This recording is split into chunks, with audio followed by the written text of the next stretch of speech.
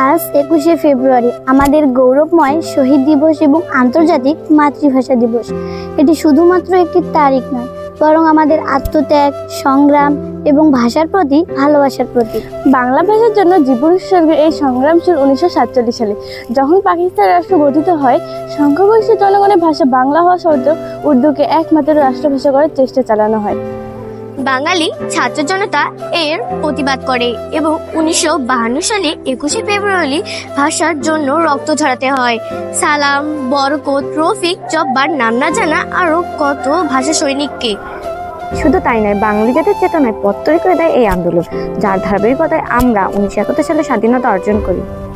বাংলার এই আত্মত্যাগের প্রতি সম্মান জানিয়ে 1999 সালে ইউনেস্কো 21শে ফেব্রুয়ারিকে আন্তর্জাতিক মাতৃভাষা দিবস হিসেবে ঘোষণা করে।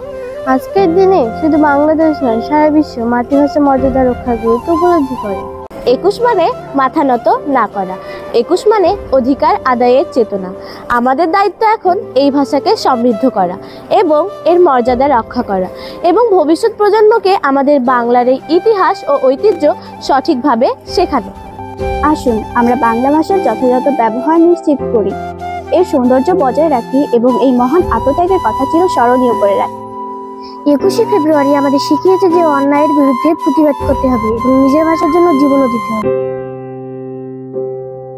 আমার ভাইয়ের রক্তে রাঙানো 21শে ফেব্রুয়ারি, আমি কি ভুলিতে পারি?